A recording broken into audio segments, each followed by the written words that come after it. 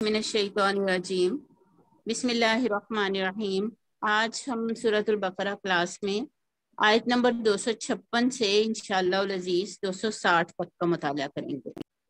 تو اللہ تعالیٰ فرما رہے ہیں بسم اللہ الرحمن الرحیم، لا اکراہ فی الدین، نہیں ہے کوئی جبر، کوئی زبردستی دین میں، قد تبین الرشد، ظاہر ہو گئی ہے۔ قد کا مطلب قد لگ گیا نا تبینہ کے ساتھ، تو اس کا مطلب ہو جائے گا کہ پاسٹ پرفیکٹ ٹینس یہ بن گیا نا، ڈیفینیٹلی یہ ظاہر ہو چکی ہے، یعنی ماضی میں کوئی کام مکمل ہو چکا ہو تو قد لگاتے ہیں نا، پاسٹ پرفیکٹ ٹینس پھر بنتا ہے۔ تو یہاں پر قد کا مطلب یہ ہے کہ جو ہدایت ہے وہ گمراہی سے الگ کر کے پوری طرح اس کو ظاہر کر دیا ہے، ہو چکی ہے، ظاہر ہو چکی ہے۔ قد تبین الرشد، بالکل ظاہر ہو چکی ہے ہدایت، من الغی، گمراہی سے، فمن یکفر، اور جو کوئی انکار کرے گا، بہ طاغوت، طاغوت کا، ویؤمن، اور ایمان لائے گا اللہ پر، فقد استمسک بالعروۃ الوثقی، تو یقیناً اس نے ایک بہت مضبوط سہارا پکڑ لیا، لا انفصام لہا، جو اس سے کسی طرح چھٹنے والا نہیں، واللہ سمیع علیم، اور اللہ تعالیٰ سننے والا اور جاننے والا ہے۔ اس میں جو افعال ہیں، قد تبینہ، ظاہر ہو چکی ہے، بیان کرنا ہم کہتے ہیں نا، لیکچر دینا کیا ہوتا ہے، یہ بیان کرنا کیا ہوتا ہے کہ ہم ایک بات ہے مگر ہم اسے خوب کھول کے اچھی طرح واضح کر دیتے ہیں، تو یہاں پہ روٹ ورڈ تو وہی ہے لیکن یہاں پہ اس کا مطلب یہ ہے کہ اچھی طرح واضح ہو چکی ہے۔ اور استمسکا کا مطلب ہے کہ اس نے مضبوطی سے پکڑا، استمساک ان سے ہے یہ لفظ، مضبوطی سے پکڑا۔ اور عروہ بھی ایک لفظ اس میں گزرا ہے، بالعروۃ الوثقی، عروہ کا مطلب ہے ہینڈل، دستہ، سہارا، عربی میں آپ کے دروازوں کے جو ہینڈل ہوتے ہیں نا اسے عروہ بولتے ہیں۔ اور مدد، بھروسہ، امید، قوت، کڑا، ہلکا، کسی چیز کا قبضہ یا دستہ۔ تو آپ دیکھیں جب آپ کا دروازے کا ہینڈل آپ کے ہاتھ میں آ جائے نا تو گویا پورے دروازے کی گرفت آپ کے ہاتھ میں آ جاتی ہے۔ تو عروہ کا مطلب ہے کہ مدد، بھروسہ، امید، قوت، کڑا۔ اور وثقی کا مطلب ہے بہت مضبوط، پکا، پائیدار، اور ویسے اس کا مطلب قومی بھی ہوتا ہے، نیشنل جو جیسے بولتے ہیں۔ اور استمسکا کا آپ نے دیکھ لیا کہ مضبوطی سے پکڑنا، یعنی کسی سے کوئی چیز لے لینا، اس کو گرفتار کر لینا، تو جیسے کوئی قانون کے ہاتھ گرفتار ہو جاتا ہے نا تو وہ پکا ان کے پوری طرح قبضے میں چلا جاتا ہے، تو اس طرح مضبوطی سے پکڑ لینا، اس کا مطلب ہوگا مضبوطی سے پکڑ لینا۔ تو رشد کہتے ہیں ہدایت کو، لفظی ترجمہ تو اس کا ہدایت ہوگا، لیکن قرآن میں یہ لفظ بالغ ہونے کے لیے بھی استعمال ہوا ہے، سچائی، حسن تدبیر، صلاحیت۔ اب دیکھیں کسی کے اندر یہ صلاحیت پیدا ہو جائے کہ وہ ٹھیک فیصلہ کر سکے اور غلط اور صحیح کے درمیان تمیز کر سکے، اور ہوش، یعنی کہ زندگی کے معاملات میں اسے ہوش آ جائے اور وہ خود سمجھداری کے ساتھ معاملہ ڈیل کر سکے، تو قرآن نے اس کے لیے بھی رشد کا لفظ استعمال کیا ہے۔ اور طاغوت کا لفظ آگے آئے گا بھی انشاءاللہ۔ اچھا، اللہ ولی الذین، اللہ ولی الذین، اللہ دوست ہے ان لوگوں کا، آمنو، جو ایمان لائے، یخرجہم، وہ نکالتا ہے ان کو، من الظلماتی، اندھیروں سے، الی النور، روشنی کی طرف، والذین کفروا، اور وہ لوگ جو کافر ہوئے، اولیاءہم، دوست ہیں، اولیاءہم، دوست ہیں ان کے، طاغوت، طاغوت۔ اور طاغوت کا ترجمہ دیکھیں یہاں دو لکھے ہوئے ہیں، باغی، اللہ کا باغی، اور شیطان کو بھی طاغوت کہا ہے۔ یخرجونہم، وہ نکالتے ہیں انہیں، من النوری، نور سے، الی الظلمات، اندھیروں کی طرف، اولئک اصحاب النار، یہی لوگ ہیں جو آگ میں جانے والے ہیں، ہم فیہا خالدون، اور وہ اس میں ہمیشہ رہنے والے ہیں۔ اور طاغوت، طاغوت کس کو کہتے ہیں؟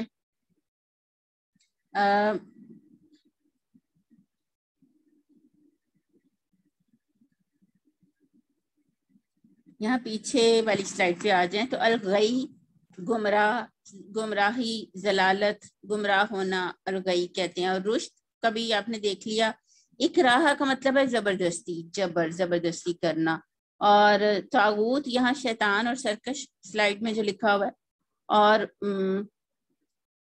ٹھیک ہے، تو طاغوت اور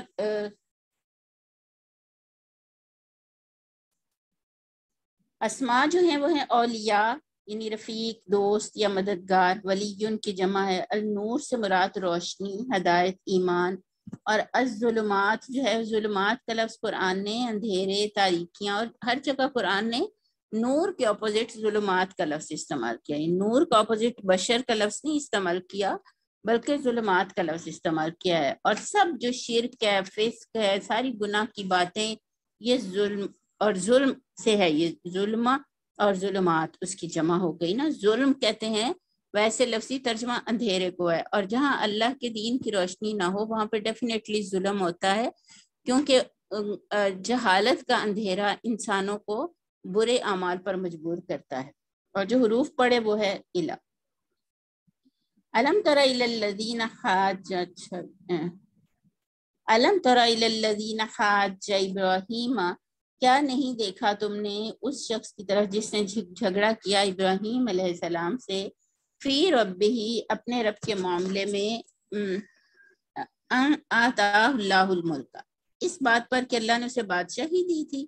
اذ قال ابراہیم، جب کہا ابراہیم علیہ السلام نے، ربی الذی، میرا رب تو وہ ہے، یحیی، جو زندہ کرتا ہے، ویمیت، اور جو مارتا ہے. قال، کہا، انا احیی، اس نے کہا، یعنی نمرود نے، اس نے کہا، یہ ایک شخص سے مراد نمرود ہے نا، اس نے کہا انا احیی، میں بھی زندہ کرتا ہوں، و امیت، میں بھی مارتا ہوں. قال ابراہیم، ابراہیم علیہ السلام نے کہا، فإن اللہ یأتی بالشمس من المشرق، تو اللہ تعالیٰ لے آتا ہے سورج کو مشرق سے مغرب کی طرف.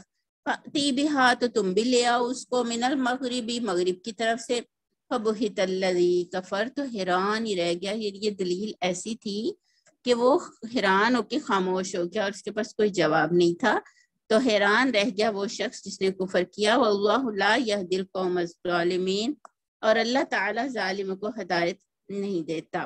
ہا جیم، اس کا جو ہے وہ اس کا روٹ ورڈ ہے. دو لوگ ایک دوسرے سے حجت کریں، یعنی اس حجت اور اس ضد اور اس فساد سے ایک دوسرے کو صحیح راستے سے ہٹانا. یہ وہ جھگڑے والی جو بحث ہوتی ہے نا، ایک بحث ہوتی ہے نا جو ہم علم حاصل کرنے کے لیے ڈسکشن جسے ہم بولتے ہیں، کہ میں تو ڈسکس کر رہی ہوں، میں تو گفتگو کر رہی ہوں. لیکن جو یہ حجت والی بحث ہے نا، تو یہ اس کا ذکر ہے. اسی لیے یہاں پہ عام طور پر مترجمین نے اس کا ترجمہ بھی یہ کیا ہے کہ جھگڑا کیا. اور الشمس کہتے ہیں سورج کو. اور تو فبہتا کا مطلب ہے ہکا بکا ہو جانا، حیران. یعنی بہتان کا لفظ بھی اسی سے ہے، کیونکہ بہتان بالکل ایسا ایک الزام ہوتا ہے نا کہ انسان سن کے ہیں میرے پہ فلاں نے یہ والی بات کر دی، حیران اور ششدری ہو جاتا ہے نا. تو اس لیے وہ یہ لفظ بھی جو ہے وہ ایک طرح سے اسی طرح سے ہے. او کلذی مر علی قریۃ، یا اس شخص کی طرح جو گزرا ایک بستی سے گزرا، وہی خاویۃ، اور وہ اوندھی پڑی تھی. اور خاویہ جو ہے وہ لفظی ترجمہ تو ہوتا ہے گری پڑی تھی، لیکن اصل میں یہ خالی، کھوکھلی، اور مطلب کوئی چیز جیسے درخت جو ہے وہ بالکل جل کے سیاہ ہو گیا ہو تو وہ کھوکھلا ہو جاتا ہے اور وہ گر پڑتا ہے نا، اس معنوں میں ہے. اللہ علوشیہا، اپنی چھتوں پر. قال انا یحیی ھذہ، تو کہا حضرت ابراہیم علیہ السلام نے، کیسے اس کو زندہ کرے گا اللہ، بعد موتہا، اس کے یعنی مردہ ہو جانے کے بعد. بعد موتہا فاماتہ اللہ، تو مار دیا، موت دے دی اس کو اللہ نے، 100 عام، 100 سال تک. ثم بعثہ، پھر اس نے اس کو اٹھایا. قال کم لبثت، کہا کہ تو کتنے سال رہا، کتنی دیر رہا. قال لبثت، کہا کہ میں رہا یومن، ایک دن، او بعض یومن، یاد ان کا کچھ حصہ، قال کہا بل لبثت مئۃ عام، تو اللہ تعالیٰ نے اس کو بتایا کہ تم تو 100 سال تم تو سوئے رہے. فانظر الی طعامک، تو دیکھو ذرا اپنے کھانے کی طرف، وشرابک، اور اپنے پانی کی طرف، لم یتسنہ، وہ نہیں خراب ہوا، سڑا بسا نہیں ہے. وانظر الی حمارک، اور ذرا دیکھو اپنے گدھے کی طرف، ولنجعلک، تاکہ ہم بنائیں تجھے، آیۃ للناس، لوگوں کے لیے ایک نشانی. وانظر الی العظام، اور اب ذرا دیکھو ہڈیوں کی طرف، کیف ننشزھا، کیسے ہم ان کو جوڑتے ہیں، ثم نکسوھا، پھر کیسے ہم ان پر چڑھاتے ہیں، لحمن، گوشت. فلما تبین لہ، پھر جب اس پہ پوری طرح یہ بات واضح ہو گئی، قال کہا، اعلم، میں جانتا ہوں، ان اللہ علی کل شیء قدیر، یہ کہ اللہ تو ہر چیز پر قادر ہے. اور مرن کا مطلب ہے گزرنا، مرورن سے ہے یہ لفظ. لبثتا، تو ٹھہرا رہا، کتنی دیر تو رہا. لم یتسنہ، وہ سڑا بسا نہیں، خراب نہیں ہوا. اور نجعل، ہم بنائیں گے. اور انشارن سے ہے یہ لفظ، اسے نظر نہیں آ رہا. اور نقصوہا، ہم پہناتے ہیں. کسون سے ہے یہ لفظ. اور تبینہ، وہ ظاہر ہو گیا، وہ کھل گیا، یہ لفظ ہم پیچھے پڑھ چکے ہیں. اور قریۃ، آبادی، بستی کو کہتے ہیں. خاویۃ، جو خالی ہو. روشن، عرش کی جمع ہے. انا کا مطلب ہے کیسے، کیوں کر، اسم استفہام سے ہے. اور او یا الا پر حروف ہے. وَإِذْ قَالَ إِبْرَاهِيمُ، جب کہا ابراہیم علیہ السلام نے، رب ارینی، اے میرے رب مجھے دکھا، کیف تحیی الموتیٰ، کیسے تو زندہ کرے گا مردوں کو. قال اولم تؤمن، اللہ تعالیٰ نے پوچھا کیا تو ایمان نہیں رکھتا. قال کہا بلا، کیوں نہیں، ولیکن، لیکن، لیطمئن قلبی، تاکہ میرا دل مطمئن ہو جائے. قال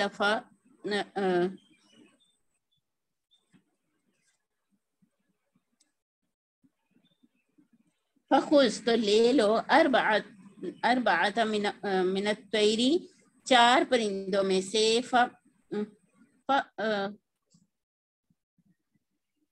ایک منٹ،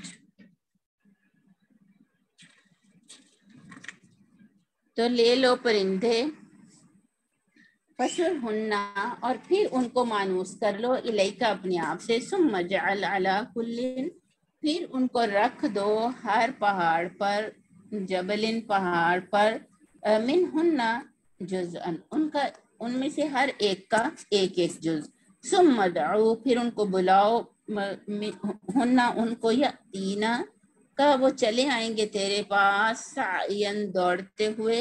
وَأَعْلَمُ، اور جان لو، وَأَعْلَمُ، اور جان لو، ان اللہ، اور یہ کہ اللہ، عزیز حکیم، غالب، حکمت والا ہے. تو یہ تو زندہ کرتا ہے، احیاء ان سے ہے. اور خوش کا مطلب ہوتا ہے پکڑنا.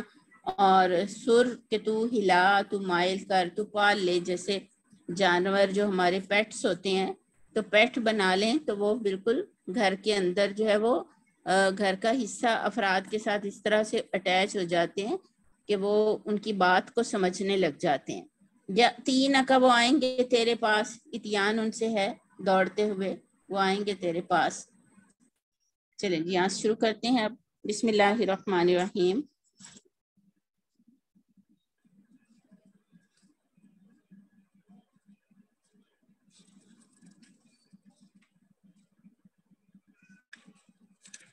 بسم اللہ الرحمن الرحیم. لا اکراہ فی الدین. اچھا، پچھلی دفعہ والی آیات اب آپ نے ذہن میں رکھنی ہے کہ سورۃ البقرہ کا جو مضمون چل رہا ہے اس میں وہ سب، یعنی کہ جو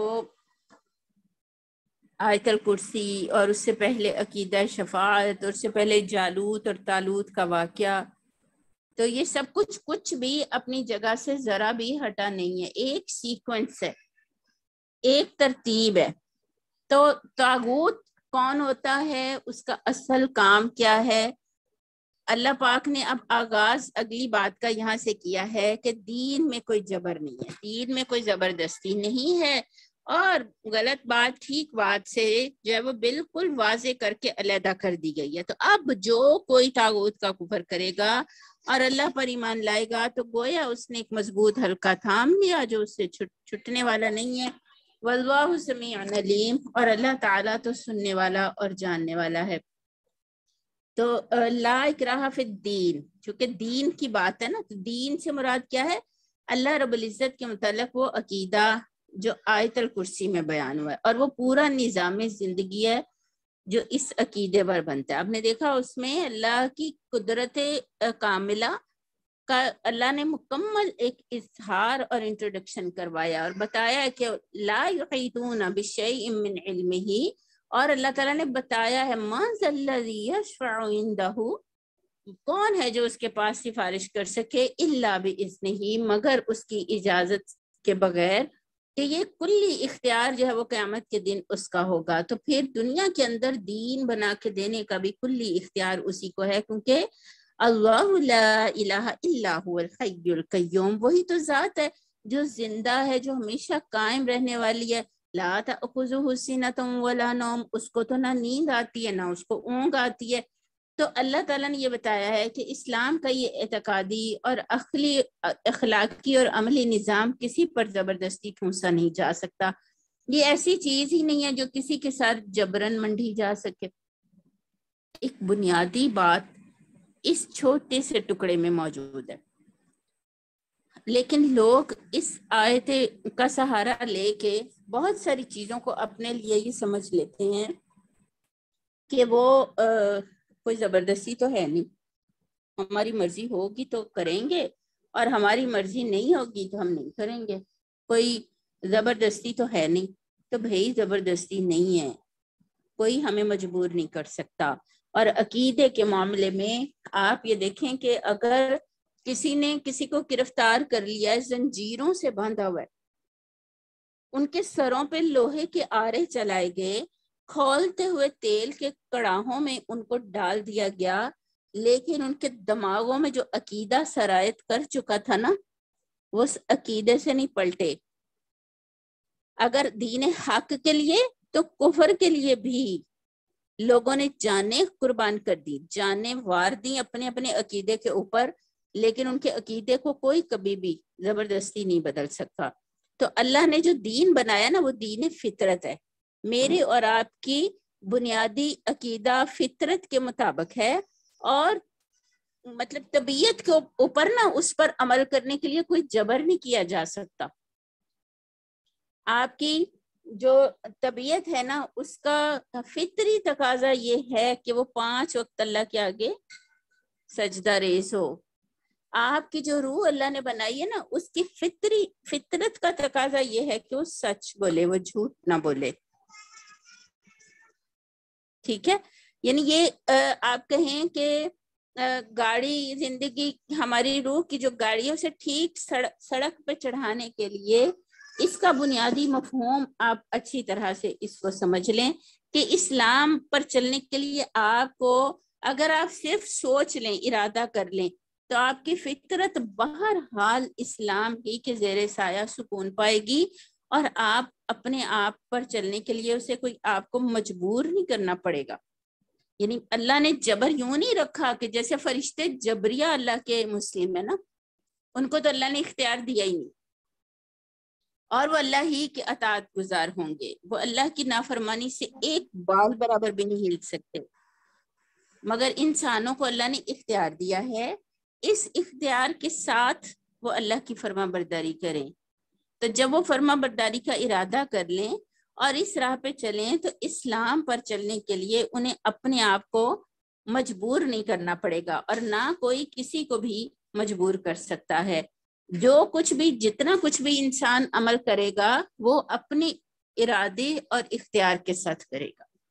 اور ایک جگہ میں نے اس کی یہ شرح بھی پڑھی کہ اسلام میں داخلے کے لیے کوئی جبر نہیں ہے، کوئی آپ کو زبردستی مسلمان نہیں بنا سکتا، لیکن جب آپ مسلمان بن جائیں تو پھر آپ قرآنی جو احکامات ہیں ان میں پک اینڈ چوز نہیں کر سکتے۔ پک اینڈ چوز کا مطلب یہ ہے کہ آپ کے سامنے کوئی بوفے ڈنر نہیں ہے کہ جو ڈش آپ کا دل چاہے کھائیں اور باقی آپ ڈشیں نہ کھائیں. یہاں پھر اسلام پھر سارے کا سارا لینا ہوگا, پورے کا پورا اسلام قبول کرنا پڑے گا, اس کا ہر حکم لینا پڑے گا. آپ یہ نہیں کہہ سکتی کہ مجھے 4 نمازیں ٹھیک ہیں بس, 5 جو ہیں وہ زیادہ ہیں, یا 3 نمازیں ٹھیک ہیں بس میں تو 3 ہی پڑھوں گی, اور مجھے تو ایسا اسلام پسند ہے جس میں 3 نمازیں ہوں, اور مجھے ایسا اسلام پسند ہے جس میں پردہ نہ ہو, اور مجھے ایسا اسلام پسند ہے جس میں شادیوں میں تھوڑا ہلا گلا اور انجوائمنٹ اور سب فری مکسنگ, اور جو ہے وہ لہو و لعب اور اسراف ذرا اچھے سے ہو سکے, اور مجھے تو ایسا اسلام پسند ہے. اسلام تو وہی ہے نا. پچھلی دفعہ بھی ہم نے اس پہ بات کی کہ پھر جس نے کہہ دیا رضیت باللہ ربا وبالاسلام دینا وبمحمد النبی, کہ جس نے کہہ دیا کہ میں راضی ہوا اپنے اللہ کے اپنے رب ہونے پر اور محمد صلی اللہ علیہ وآلہ وسلم کے اپنے نبی ہونے پر اور اسلام کے اپنے دین ہونے پر, تو پھر اسے پورے دین پہ راضی ہونا پڑے گا. یہ نہیں ہو سکے گا پھر کہ وہ جب وہ اپنی پک اینڈ چوز کر سکے کہ میں اس مرضی کے اس حکم پہ چلوں گی اور اس مرضی کے حکم پر نہیں چلوں گی. تو لا اکراہ فی الدین, یاد رکھیے اللہ نے تو یہ جبر ہماری اوپر کوئی ڈنڈا نازل نہیں کیا. رسول آئے, کتابیں آئیں, اور پیار اور محبت اور تدبیر سے پھر سکھایا بھی گیا. البتہ یہاں پہ ایک سوال یہ اٹھتا ہے کہ پھر جب حکومتیں قائم ہو جائیں نا, تو پھر ایک انسان کو اس کی پرسنل حیثیت میں دین اسلام کو قبول کرنے کے لیے کوئی جبر اس کے اوپر نہیں ہے, کوئی زبردستی نہیں ہے. But when the government for the Islamic rulers, اگر حکومت اسلامی حکمرانوں کے ہاتھ میں ہوگی, اقتدار ان کے ہاتھ میں ہوگا, تو وہ اسلام کے قانون کو بہرحال نافذ کریں گے, خواہ کوئی اس کو مانے نہ مانے. ملک میں شراب کی پر پابندی لگے گی, خواہ عوام اس کے لیے سڑکوں پر نکل آئیں اور یہ کہیں کہ ہم پہ زبردستی کی جا رہی ہے, ہم تو شراب پینا چاہیں گے, ہم پہ زبردستی کیوں کی جا رہی ہے. تو وہاں پہ لا اکراہ فی الدین کا قاعدہ نہیں لگے گا. جب اسلامی حکومت بنے گی تو وہ اسلامی قوانین کے نفاذ کو کرے گی, خواہ کوئی اس کو مانے نہ مانے, خواہ کوئی اس پہ راضی ہو یا نہ ہو. ٹھیک ہے, اس کی وضاحت پوری ہو گئی ہے. آگے اللہ تعالیٰ فرماتے ہیں اللہ ولی الذین آمنوا یخرجہم من الظلمات الی النور. اللہ تو ولی ہے. ولی جو ہے نا, ولی کا لفظ بڑا زبردست لفظ ہے, اور ولی کہتے ہیں گرم جوش دوست کو, پراسرار طاقتوں کے مالک کو, ایسا دوست جو آف دی وے جا کے, یعنی دنیا کے جو فزیکل لاز ہیں ان سے ہٹ کے اپنا کام کر سکے. تو اللہ نے یہاں پر خود کو ولی قرار دیا ہے. اللہ خود, اللہ کی ذات مبارک خود ولی ہے. کن کی؟ ایمان والوں کی, ایمان والوں کی دوست ہے. اور اللہ نے اپنی ولایت کا یہاں کیا خاص کرشمہ بتایا ہے, کیا خاص بات بتائی ہے کہ یخرجہم من الظلمات الی النور, کہ وہ ان کو اندھیروں سے نکال کر روشنی میں لے آتا ہے. جبکہ اللہ کے بالمقابل اللہ نے طاغوت کی بات کی ہے کہ وہ جو کافر ہیں, والذین کفروا اولیاؤہم ہم الطاغوت, وہ دوست ہیں طاغوت کے. یخرجونہم من النور, وہ نکالتے ہیں انہیں نور سے, الی الظلمات, اندھیروں کی طرف. اولئک اصحاب النار ہم فیہا خالدون, وہی لوگ ہیں جو آگ میں جانے والے ہیں اور وہ اس میں ہمیشہ رہیں گے. تو یہاں پہ اللہ تعالیٰ نے اپنے بالمقابل جس قوت اور جس طاقت کا اظہار کیا ہے, جس کا نام لیا ہے, اس کا نام ہے طاغوت.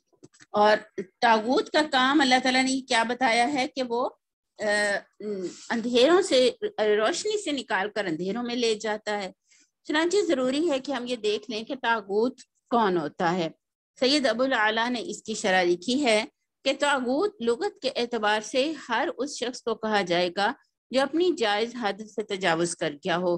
قرآن کی اصطلاح میں طاغوت سے مراد وہ بندہ ہے جو بندگی کی حد سے تجاوز کر کے خود آقائی و خداوندی کا دم بھرے اور اللہ کے بندوں سے اپنی بندگی کرائے.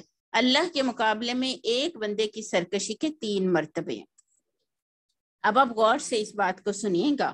اس وقت آپ کو یہ ہوم ورک ملے گا یہاں سے کہ آپ نے کچھ جو ہے وہ طاغوت ان کی کیریکٹرسٹکس یعنی ان کی صفات آپ نے دیکھنی ہے ارد گرد. یعنی آپ نے دیکھنا ہے کہ کس کا طرز عمل ہمارے سیاستدان، ہمارے حکمران، ہمارے خاندانوں کے بڑے، ہمارے تعلیمی اداروں کے بڑے، ہماری بازاروں میں جو تاجر بیٹھے ہیں کنٹرول کر رہے اس سارے سسٹم کو، تو کون ہے، اس کی کیا کیریکٹرسٹکس تھیں، وہ کس آپ کہیں کہ کس دروازے سے داخل ہو رہا ہے تاکہ وہ لوگوں کو اللہ سے ہٹا کے روشنی سے نکال کے اندھیروں میں لے کے جائے، اور وہ کس طرح کا اندھیرا ہوگا جو جس کی طرف وہ اس کو لے کے جائے گا. تو اب آپ نے اس کو دھیان سے سننا ہے.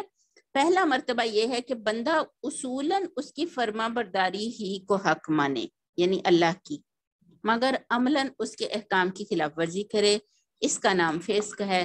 اور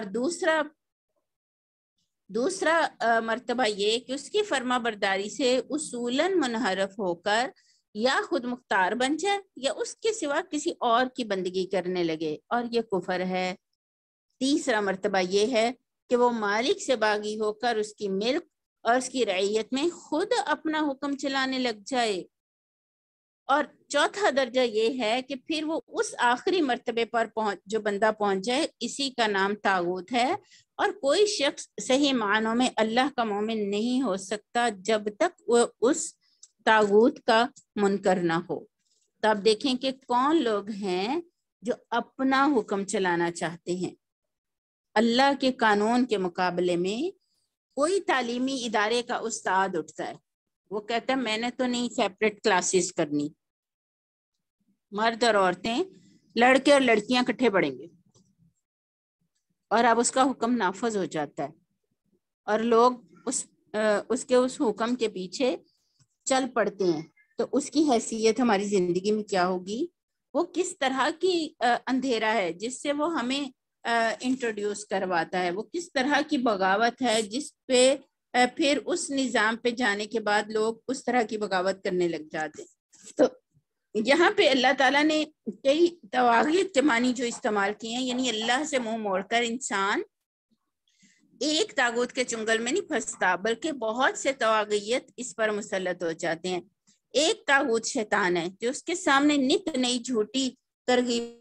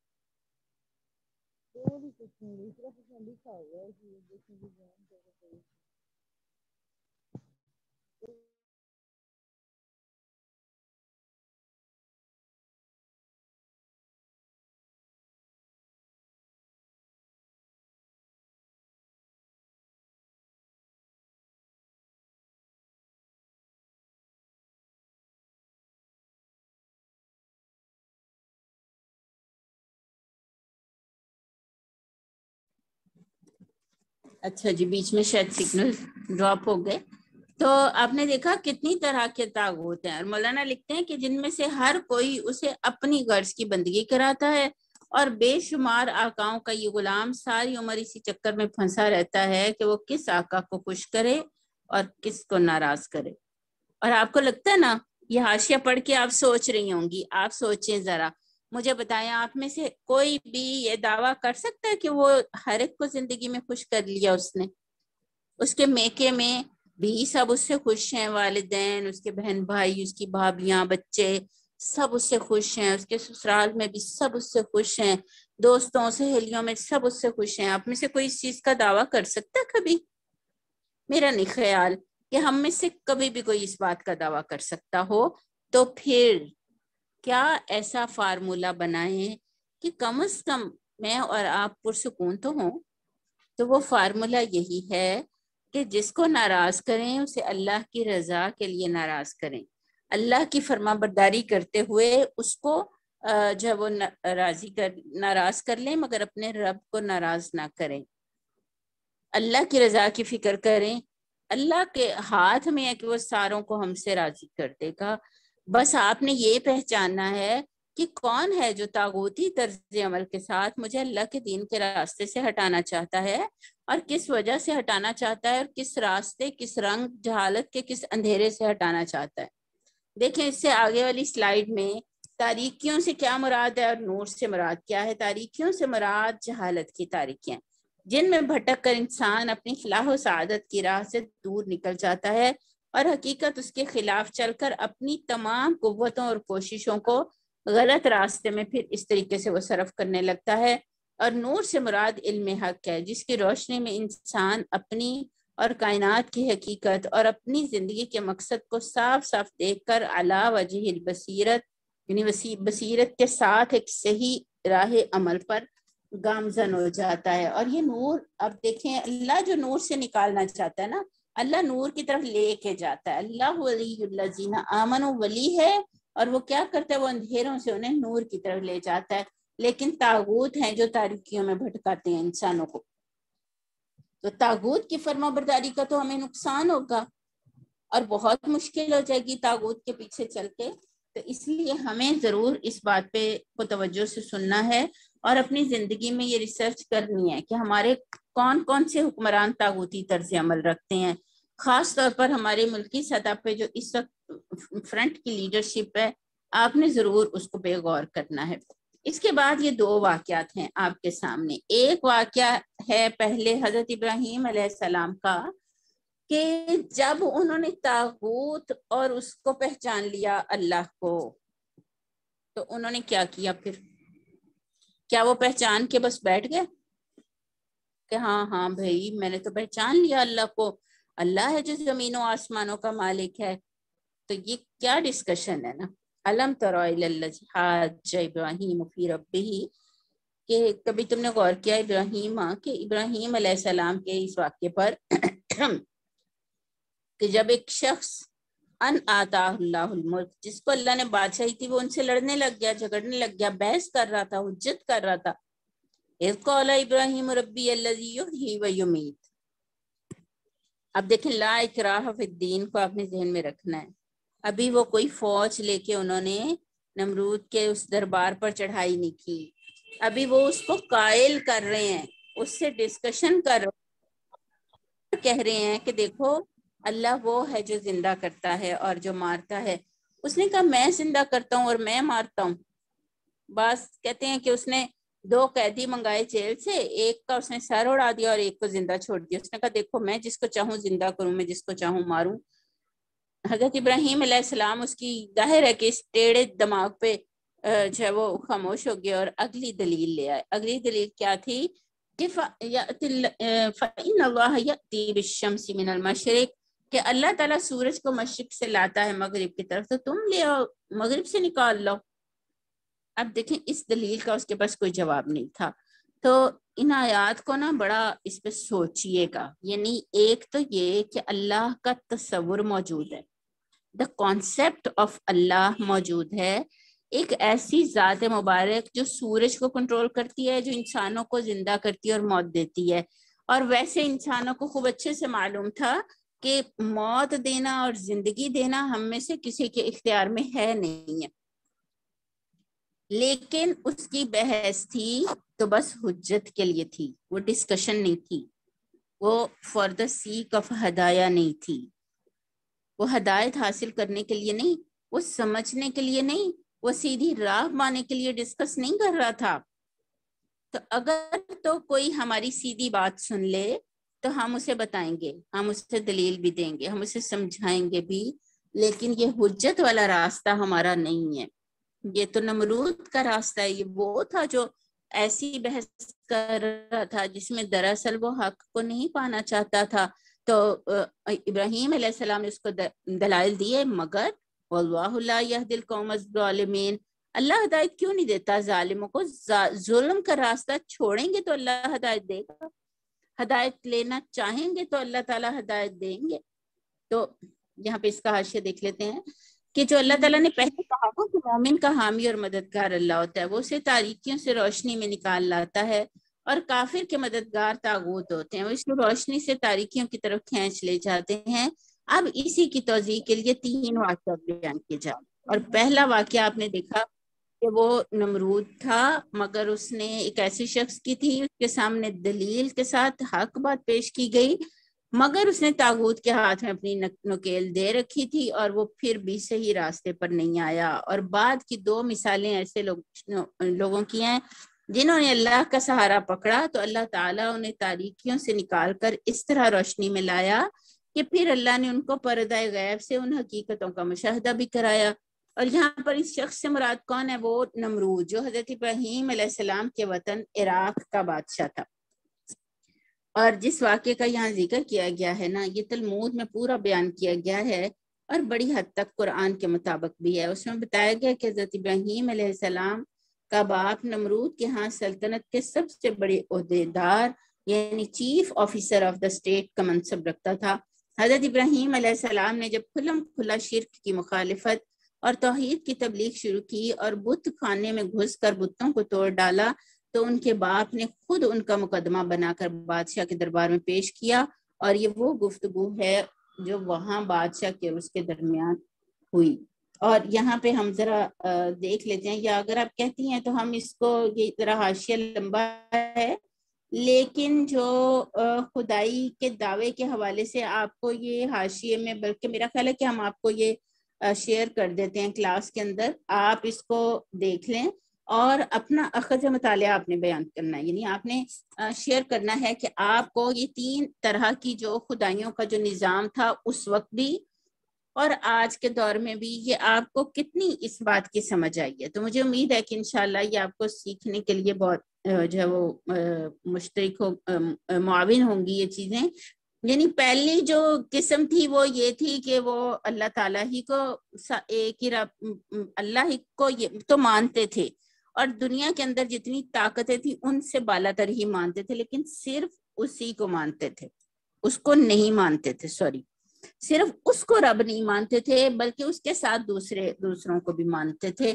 اور دوسرا یہ کہ انہوں نے خدائی کو ہمیشہ 2 طرح کے اس میں تقسیم کیا، ایک سپر نیچرل اور ایک نیچرل، ایک فوقر فطری اور ایک جو فطری طریقہ ہے، یعنی فطری طریقے سے آپ کو پانی بھی پینے کو ملے گا اور کھانا ملے گا، اور فطری طریقے سے آپ کو اسباب دنیا میسر آئیں گے، لیکن اگر آپ کے پاس اولاد نہیں ہے تو آپ کو فوق الفطری ہیلپ چاہیے۔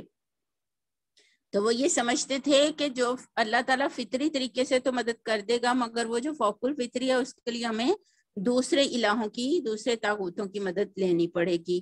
اور نمرود جو تھا نا، اس کا دعویٰ بھی دوسری طرح کا تھا، یعنی اس کا یہ خیال تھا کہ زمین کا سارا مال اسباب میرا ہے اور میری مرضی کے مطابق چلتا ہے۔ اور حضرت ابراہیم علیہ السلام نے جب یہ کہا کہ وہ خدائی کا اور اس طرح کی اس کا تو منکر ہے ہی، اب ذرا اس کو زندہ اور مردہ بھی کر کے دکھا، تو وہ جو ما فوق الفطری طریقہ کار تھا وہ اس کو وہ پورا نہیں کر سکا تھا۔ تو اس کے بعد اگلی مثالیں دیکھتے ہیں۔ او کالذی مر علی قریۃ وہی خاویۃ علی عروشها، ایک بستی سے گزرا ایک شخص، اور اس نے کہا، اس نے دیکھا بستی جو ہے وہ ساری مری پڑی ہے۔ اب یہ بستی کون سی تھی اور یہ کیسے مر گئی؟ بعض کہتے ہیں کہ یہ وہی بستی تھی جس کے بارے میں تھا کہ وہ ان کی بستی میں طاغون کی بیماری جو ہے وہ پھیل گئی اور انہوں نے وہاں سے نکلے وہ موت کے خوف سے، لیکن جب وہ باہر نکلے تو وہ سارے مر گئے۔ اب وہ پاس سے گزرے تو انہوں نے دیکھا کہ کھلا میدان ہے اور اس میں بہت سے لوگ جو ہیں وہ مرے پڑے ہیں۔ تو انہوں نے دیکھ کے کہا یا اللہ تو ان کو کیسے زندہ کرے گا، کیسے زندہ کرے گا بعد موتہا۔ اب ایک ایمان والے کی ڈسکشن اور وہ ڈسکشن، وہ بحث اور حجت جو نمرود اور ابراہیم علیہ السلام کے درمیان تھی، یہ اللہ تعالیٰ نے بتایا کہ جو کوئی سیکھنا چاہے، جس کے اندر قبولیت ہو اور جو واقعی جو ہے وہ اللہ کو پانا چاہے تو اللہ اس کے لیے ہر طرح کے ہدایت کے اسباب مہیا کر دیتا ہے۔ جیسے کہ یہ شخص کہ انہیں دیکھا اور وہ حیران ہو گئے، یا اللہ اتنے لوگ مر گئے ہیں، یہ کیسے، تو ان کو کیسے زندہ کرے گا دوبارہ۔ آج کے زمانے کی اور یہ جس زمانے میں ہے تب بالکل ہی عقیدہ آخرت نہیں ہوگا۔ اللہ تعالیٰ نے کہا کہ چلو تم مر جاؤ، اللہ نے اسے موت دے دی، ٹھیک ہے، پھر 100 سال بعد اللہ نے اسے دوبارہ اٹھایا، کہا کم لبستہ، تم کتنی دیر مرے رہے، کتنی دیر تم پڑے رہے؟ انہوں نے کہا کہ شاید ایک دن یا ایک دن کا کچھ ہی حصہ۔ تو اللہ تعالیٰ نے انہیں بتایا کہ نہیں، تم تو 100 سال مرے رہے ہو، سوئے رہے ہو، پڑے رہے ہو، اور اب دیکھو ذرا اٹھو اور دیکھو اپنے کھانے کی طرف اور پانی کی طرف، تو وہ ذرا برابر بھی خراب نہیں ہوا، اور اب دیکھو ذرا اپنے گدھے کی طرف اور دیکھو اس کی ہڈیوں کی طرف کہ کیسے ہم انہیں اکٹھا کرتے ہیں، پھر کیسے اس پر گوشت چڑھاتے ہیں۔ تو ایسا ہی ہوا، ان کے دیکھتے ہی دیکھتے انہوں نے دیکھا کہ وہ گدھا جو تھا وہ اس کے اوپر، اس کی ہڈیاں جڑیں اور اس کا اوپر گوشت چڑھا اور وہ زندہ بن کے کھڑا ہو گیا۔ فلما تبین لہ، تو جب اس پہ بات واضح ہو گئی نا تو اس کا ایمان اور گہرا ہو گیا، پختہ ہو گیا۔ تو ان دو واقعات سے ہم یہ بات سمجھیں گے، ایمان کے بھی درجے ہوتے ہیں اور ایمان ایک گھڑتی بڑھتی کیفیت ہے۔ یہ یوں نہیں ہو سکتا کہ آپ ایک بلندی پہ چڑھ گئے ہیں تو اب آپ اسی بلندی پہ بیٹھ جائیں۔ آپ کو ہر وقت اپنے ایمان کو بڑھانے کے لیے تگ و دو کرنی پڑے گی، کوشش کرنی پڑے گی۔ یہ سب اس کوشش کا وہ ایک سوال ہے۔ کبھی آپ کہتی ہیں یا اللہ تو یہ پھول کیسے اگاتا ہے، کیسے یہ کھلے گا؟ رات آپ ایک پودے پہ دیکھتی ہیں کہ وہ بند کلی لگی ہوئی ہے اس پھول کے اوپر، آپ اس کو دیکھ کے سوچتی ہیں اللہ کون سی طاقت ہوگی جو اس پودے کو یہ کہے گی کہ یہ پھول بن جائے۔ کسی بلی کو آپ دیکھتی ہیں کہ اس نے بچے دینے ہیں، ہے نا، تو آپ سوچتی ہیں کہ یہ کیسے بچے دے گی اللہ۔ انسان تو کہ بچہ تو جب دنیا میں آتا ہے تو کتنے ہیلپر اس کے دائیں بائیں ہوتے ہیں، وہ خود بچہ بھی ڈیلیور کرنے کے قابل نہیں ہوتی عورت، اور اس بچے کو دنیا میں آنے کے بعد سنبھالنے کے بھی وہ قابل نہیں ہوتی، لیکن ایک بلی اللہ کیسے تو پیدا کرے گا۔ اور پھر انسان دیکھتا ہے کہ اللہ تعالیٰ اس کے سامنے وہ پھول کھل جاتا ہے، اگلے دن وہ اٹھتا ہے تو وہ پھول کھلا ہوا ہوتا ہے، کہتا ہے اللہ سبحان اللہ، اللہ تیری شان، تو نے رات بھر میں اس پھول کو مکمل کیا اور صبح یہ پورا پھول کیسے کھل کے کتنا حسین، کتنا خوبصورت۔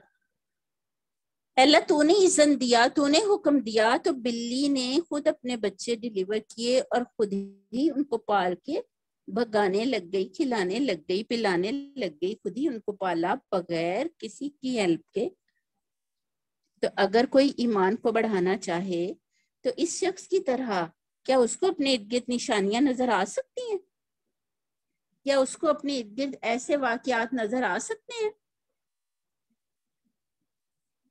ظاہر ہے کہ اگر کوئی دیکھنا چاہے تو وہ دیکھ سکتا ہے۔ یہ آگے والی ساری سلائیڈز آپ گزار دیں۔ پھر اگلا واقعہ ہے قال ابراہیم ربی ارینی کیف تحیی الموتیٰ، ہے نا۔ اب سوال کس نے کیا؟ اب ابراہیم علیہ السلام نے، اور سوال کیا کیا ہے؟ اللہ تو کیسے زندہ کرتا ہے مردہ کو؟ مر جائیں گے، پھر وہ دیکھتے ہیں کہ جانور کوئی مر گیا، کوئی بکری مر گئی، کوئی گدھا مر گیا، تو مشاہدے میں آتی ہیں نا یہ چیزیں کہ وہ پڑا ہے، وہ ختم ہو گیا، گوشت گل سڑ گیا، اس کی ہڈیاں ختم، دفن کر دیا کہیں کسی جانور کو، اب وہ ختم کیسے ہوگا؟ ہاؤ، کیسے ہوگا کہ وہ دوبارہ زندہ ہو؟ تو اللہ تعالیٰ نے کتنے پیار سے پوچھا ہے کہ کیا تو ایمان نہیں رکھتا؟ اور یہ سوال جواب جو تھا نا، یہ میرے اور آپ کے لیے تھا.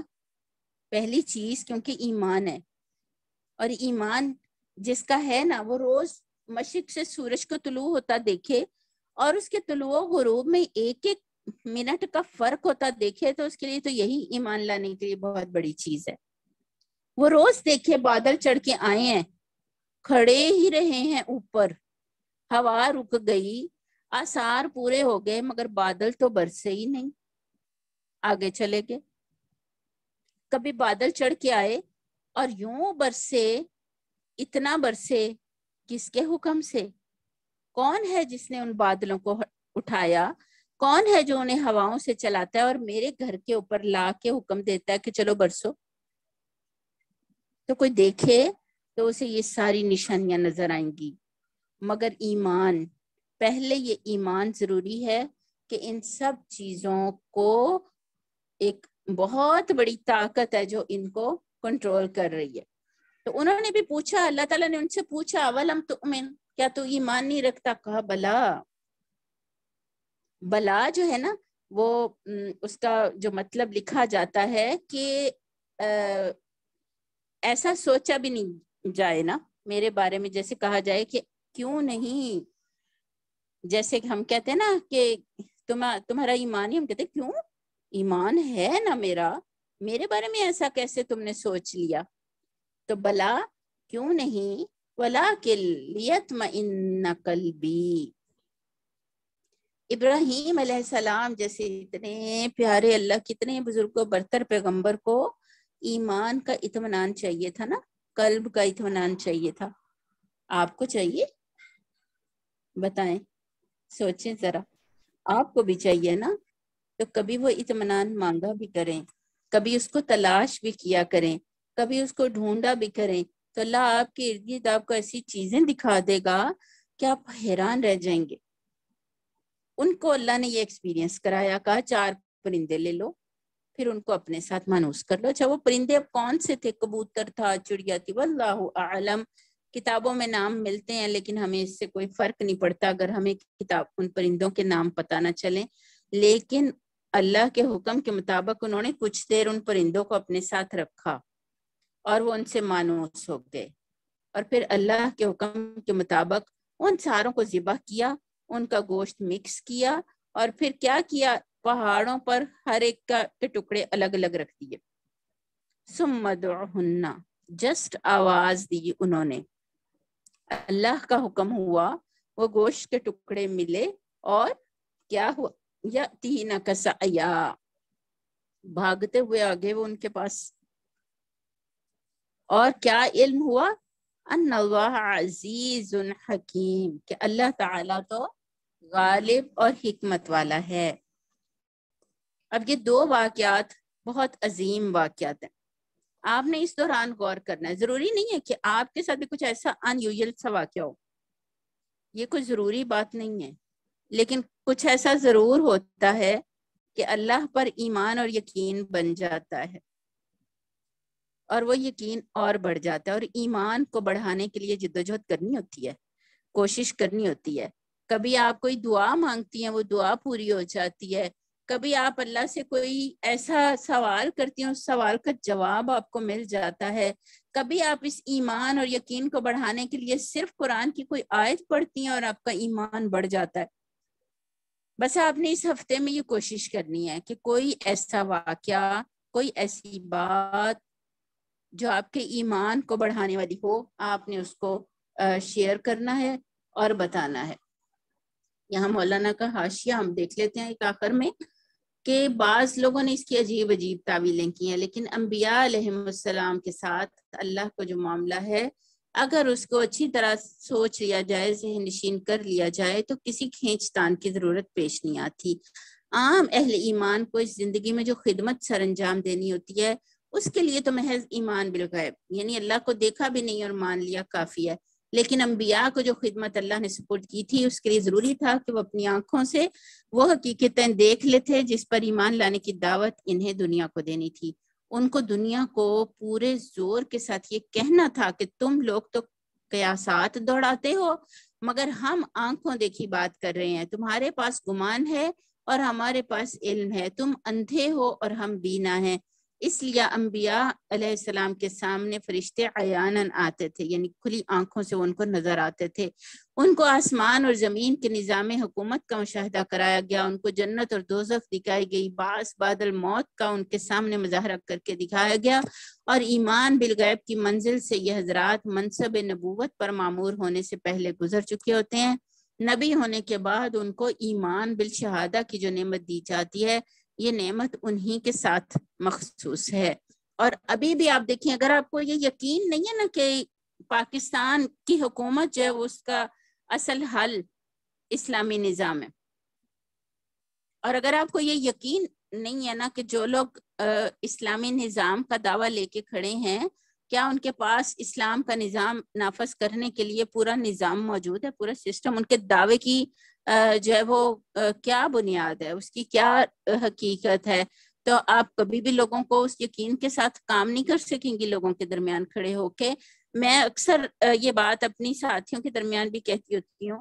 ایک کلاس کے دوران کے ٹیبل کے اوپر پین ہولڈر جو تھا اس میں 10 پین پڑے ہوئے تھے، تو میں انہیں کہہ رہی تھی کہ اگر آپ کو یہ پتا چل جائے کہ یہ ایک پین جو ہے نا یہ ٹھیک ہے اور اس میں انک بھی پوری ہے اور یہ لکھتا بھی بہت اچھا ہے، لیکن باقی سب جو ہے نا وہ خراب ہے. کسی کی انک نب ٹوٹی ہوئی ہے، کسی میں انک کی تھوڑی ہے، کوئی لکھتا ٹھیک سے نہیں ہے، لکھتا ہے مگر بہت ہی ہلکا لکھتا ہے، پڑھا ہی نہیں جاتا، اور کسی کی بھی کارکردگی اس ایک پین جیسی نہیں ہے. تو آپ کے سامنے کوئی دوسرا پین اٹھاتا ہے تو وہ آپ فوراً کہتی ہیں نہیں بھائی یہ والا پین لو نا، یہ ٹھیک کام کرتا ہے. دوسرا پھر کوئی غلط اٹھانے لگے گا تو آپ باقاعدہ اسے کہیں گی کہ دیکھو میں کتنی بار تمہیں یہ بات کہہ رہی ہوں کہ یہ والا پین ٹھیک چلتا ہے. جتنا آپ کے اندر اس دور میں جبکہ دجالی دور ہے اور اسلام کو اتنے رنگوں میں لپیٹ لپیٹ کے ہمارے سامنے پیش کیا جاتا ہے، لیکن اگر نہیں کیا جاتا تو پورے ملک سے سود کا نظام نہیں ختم کیا جاتا. کیا سود میں 2 رائے ہو سکتی؟ سورۃ البقرہ میں ہم آگے پڑھیں گے، پورے 2 رکوع ہمیں سود کے اوپر آیات کے بارے میں ملتے ہیں. 1 رکوع پورا سود کے اوپر ہے. اور کیا اس پہ پھر کیا اتنا وہ کنفیوزنگ مسئلہ ہے کہ ملک کے اندر سے سود کے خاتمے کی جو ہے وہ کوئی عملی جدوجہد نہیں ہو سکتی، بلکہ حکومتیں خود عدالتوں میں چلی جائیں سود کے حق میں. کیا عریانی اور فحاشی سے ہمارا خاندان اور ہمارے معاشرے پریشان نہیں ہے؟ کیا اس میں 2 رائے ہو سکتی ہیں کہ عورتوں کے لباس کا کیا پروٹوکول ہے جو اللہ تعالیٰ نے، کیا ڈریس کوڈ ہے جو اللہ تعالیٰ نے اتارا ہے، پھر کیوں جو ہے وہ اس میں بحثیں ہیں، کیوں اس نظام کو نافذ نہیں کیا جاتا؟ تو اصل بات یہ ہے کہ ہم اللہ کے دین کے نظام کو نافذ ہی نہیں کرنا چاہتے. تو جب ہم زمین و آسمانوں پہ غور کرتے ہیں، جب ہم پھولوں پہ غور کرتے ہیں، جب ہم آسمان پر چڑھے بادلوں اور برستی بارشوں پر غور کرتے ہیں نا، تو ہمیں یہ یقین حاصل ہوتا ہے ان انبیاء کی طرح کہ اگر اللہ یہ زمین و آسمان کا سارا نظام اتنا اعلیٰ چلا سکتا ہے نا، تو زمین پر رہنے والے انسانوں کے نظام کو بھی اللہ کے دین کی روشنی میں ہی سیدھا کیا جا سکتا ہے. تو یہ یقین ہے جو انشاءاللہ اس ہفتے ہم اس کے اوپر کام کریں گے. مجھے امید ہے کہ آپ نے آج کے کرنے کے کام نوٹ کیے ہوئے ہوں گے، اور انشاءاللہ پورا ہفتہ آپ گروپ کو لائیو رکھا کریں. چھوٹی سی بات ہے اس کو شیئر کیا کریں تاکہ دوسروں کا بھی ایمان اور تقویٰ بڑھتا ہے، اور ایک مسابقت کی فضا پیدا ہوتی ہے جو بہت دلچسپ لگتی ہے. بہت اچھا لگتا ہے کہ سب اس کو کسی نہ کسی طرح سے پریکٹس کر رہے ہیں. بہت جزاک اللہ. اپنی دعاؤں میں یاد رکھیے گا. دعا کر لیتے ہیں. سبحانک اللہم و بحمدک نشہد ان لا الہ الا انت نستغفرک و نتوب الیک. سبحان ربک رب العزت عما یصفون وسلام علی المرسلین والحمد للہ رب العالمین. ربنا لا تزغ قلوبنا بعد إذ هديتنا وهب لنا من لدنك رحمة إنك أنت الوهاب. اللهم إني أستخيرك بعلمك وأستقدرك بقدرتك وأسألك من فضلك العظيم فإنك تقدر ولا أقدر وتعلم ولا أعلم. اللهم إن كنت تعلم أن هذا الأمر خير لي في ديني ومعاشي وعاقبة أمري فاقدره لي ويسره لي. اللهم إن كنت تعلم أن هذا الأمر شر لي في ديني ومعاشي وعاقبة أمري فاصرفني عنه فاقدر لي الخير حيث كان ثم ارزقنی به. اے اللہ ہمیں خیر عطا فرما، اے اللہ اپنی جناب سے ہمیں علم عطا فرما، یا ربی اپنی قدرت سے ہمیں قدرت عطا فرما، اور اے اللہ جو تیرے حق کی جو تحقیق ہے، اے اللہ یہ کام ہمارے دین، ہماری معیشت اور ہمارے کام کے انجام کے لیے بہتر ہے، اے اللہ اسے ہمارے مقدر فرما دے، اور ہمیں ایک بصیرت رکھنے والی نگاہ عطا فرما، اے اللہ حق اور باطل کا فرق عطا فرما، اور یا رب العزت ہمیں استقامت عطا فرما۔ ربنا تقبل منا انك انت السميع العليم وتب علينا انك انت التواب الرحيم، وصلى الله تعالى على خير خلقه محمد وآله وأصحابه أجمعين برحمتك يا أرحم الراحمين، برحمتك يا أرحم الراحمين، برحمتك يا أرحم الراحمين۔